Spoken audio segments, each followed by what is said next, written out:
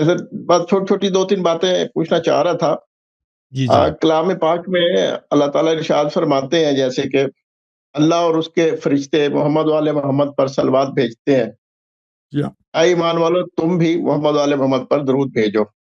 اب ہم لوگ درود اس شیپ میں بھیجتے ہیں کہ اللہم صلی علی محمد وآل محمد، تو اللہ اور اس کے فرشتے کس انداز میں بھیجتے ہیں؟ اللہ کا جو صلوات درود ہوتا ہے نا، نزول رحمت ہوتا ہے، نزول برکات ہوتا ہے، اور ہم اور فرشتے جو صلوات بھیجتے ہیں، ہمارا صلوات یہ ہے کہ ہم اللہ تعالیٰ سے مانگتے ہیں، اللہ تعالیٰ سے دعا کرتے ہیں کہ اللہ اپنے حبیب اور ان کے آل البیت علیہم الصلاۃ والسلام پر اپنے بہترین برکات، اپنی بہترین رحمات، اپنے بہترین نعمات ظاہری باطنی دنیا آخرت میں نازل فرما۔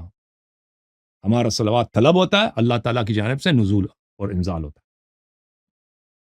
ٹھیک ہو گیا جی۔ اچھا، ہے۔ دوسری ایک بات یہ تھی کہ جو شیخین کا دور گزرا، اس جی سر، دور میں مولا علی سرکار اور شیعان علی اپنی نماز کہاں ادا کرتے؟ کیا کوئی علیحدہ مسجد ہوتی تھی یا کیا طریقہ کار ہوتا تھا؟ عبادت کا، عیدین کا، جمعے کا کیا سلسلہ ہوا کرتا تھا؟ یہ تو امام علیہ السلام کسی حدیث میں نہیں کہ اس زمانے میں نماز جمعہ پڑھاتے تھے یا نماز عید پڑھاتے تھے، اگر پڑھاتے بھی ہوں گے تو وہ خفا میں تقیے میں کسی کو پتہ نہ چلے، تاکہ کیونکہ مولا امام علی علیہ السلام کی پالیسی یہ تھی، یہ اللہ کے حکم اور رسول صلی اللہ علیہ وسلم کے حکم سے یہ تھا کہ ان کو چیلنج نہ کرو، ان کو اگر آپ ان کو چیلنج نہیں کریں گے تو وہ بھی آپ کو جینے دیں گے، وإلا وہ آپ سے لڑیں گے اور آپ کے شیعہ قتل ہو جائیں گے، آپ کے اولاد شہید ہو جائیں گے، آپ خود بھی شہید ہو سکتے ہیں۔ تو یہ رسول صلی اللہ علیہ وسلم کی جانب سے فرمان تھا کہ جب تک آپ کے پاس سپاہی اور انصار نہ ہو تو ان کو آپ چیلنج نہ کریں۔ تو ہو سکتا ہے کہ مولا امام علیہ السلام وہ پرائیویٹ میں ان کو نماز جمعہ وغیرہ پڑھاتے ہوں، لیکن کسی حدیث میں اس طرح نہیں ہے۔ احادیث میں یہ بھی نہیں ہے کہ وہ ان کے پیچھے نماز پڑھتے تھے، یعنی شیعہ جو حضرات تھے سلمان وغیرہ، یہ خلفاء کے پیچھے نماز پڑھتے تھے۔ یہ مذکور نہیں ہے کہ وہ کہاں نماز پڑھتے تھے۔ ایک حدیث میں ہے کہ امام علی علیہ السلام مسجد میں گئے تو وہ ابو بکر کی جماعت ہو رہی تھی، لیکن انہوں نے خود فرادہ نماز پڑھی، اور وہ وہی واقعہ ہے کہ ابو بکر نے خالد بن ولید کو کے ساتھ یہ وعدہ کیا تھا کہ جب میں تشہد میں بیٹھ جاؤں تو تم اور سلام دے دوں، سلام کے فوراً بعد تم نے تلوار اٹھا کے مولا امام علی علیہ السلام کو اساسینیٹ کرنا ہے، یعنی بغیر خبر کے، بغیر جنگ کے اچانک وار کرنا ہے تاکہ جان ہی چھوٹ جائے۔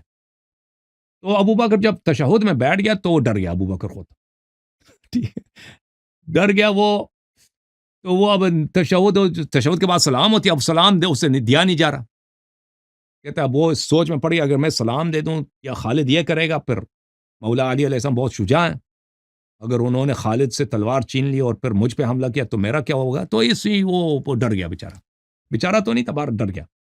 تو اس نے سلام دینے سے پہلے کہا کہ خالد تو وہ کام نہ کر جو میں نے تجھے بتایا ہے، السلام علیکہ ایھا النبی رحمۃ اللہ وبرکاتہ۔ پھر اس نے سلام دیا، خالد لا یفعل ما امرتہ بہ، خالد نہ کر وہ کام جو میں نے تجھے حکم دیا۔ پھر اس نے سلام دیا تو سب لوگوں کو تعجب ہوا کہ یہ کیسا نماز ہے، کیسا تشہد ہے، خلیفے نے یہ کیا۔ وہ خالد آ کے بیٹھا تھا مولا امیر المومنین علیہ السلام کے ساتھ، تو مولا امام علی علیہ السلام نے پوچھا کہ خالد یہ خلیفہ کیا کہہ رہا تھا؟ وہ تو خالد تو بدماش ٹائپ کا آدمی، تو اس نے کہا تو ہاں جی انہوں نے کہا تھا کہ میں تجھے قتل کروں، تو مولا نے فرمایا کہ تو واقعا تو مجھے قتل کر لیتا؟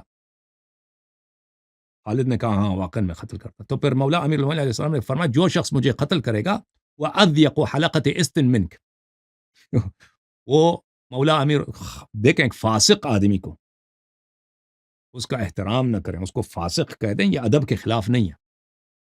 مولا امیر المومنین علیہ السلام نے خود تو ان کو تو جانتے تھے نا، یہ سب مکے کے لوگ تھے، فرمایا کہ خالد میں تو تجھے تو سب لوگ جانتے ہیں کہ تو ساری زندگی مفعول رہا ہے، جتنا تیرا ٹین ایج اور نوجوانی کا زمانہ ہے تجھے سارے مکے والے مردوں نے تیرے ساتھ لواط کی ہوئی ہے، جو شخص مجھے شہید کرے گا وہ تجھ جیسا مفعول نہیں ہے، وہ بھی مفعول ہے لیکن تجھ جیسا مفعول نہیں ہے۔ تو یہ خالد کو جو ہے بڑا غصہ ہے، اس نے کہا میں پھر مولا امیر المومنین ایسا اسی واقعے میں ایک دوسرے واقعے میں اس کا تلوار اٹھا کے نا خالد کے گردن پہ لگا دے، اٹھا کے اس کو حلقہ بنا دیا۔ مولا کے ہاتھ میں تلوار بالکل نرم جیسا روٹی کا ٹکڑا ہے، اس طرح اس کے گردن میں ڈال دی۔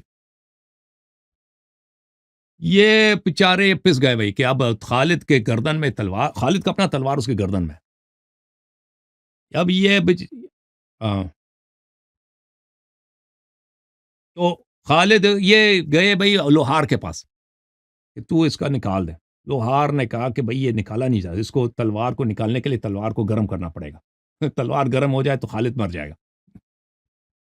تو خالد کئی دن مدینے میں پھر رہا تھا، تلوار اس کے گردن میں توق کی طرح، شرم کے مارے کسی کو منہ بھی نکال سکتا. پھر یہاں گئے امیر المومنین علیہ السلام کے سامنے، ابو بکر عمر یہ صحابہ منتیں کرنے لگے کہ غلطی ہو گئی، یہ معاف کرو. پھر مولا نے اس کے گردن سے وہ نکال دی.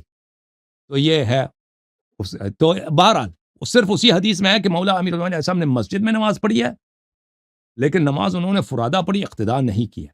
ٹھیک ہے، بقیہ صحابہ تقیہ کرتے تھے، سلمان ابو ذر یا نہیں کرتے تھے، اس کی کوئی احادیث روایات نہیں ہمارے پاس.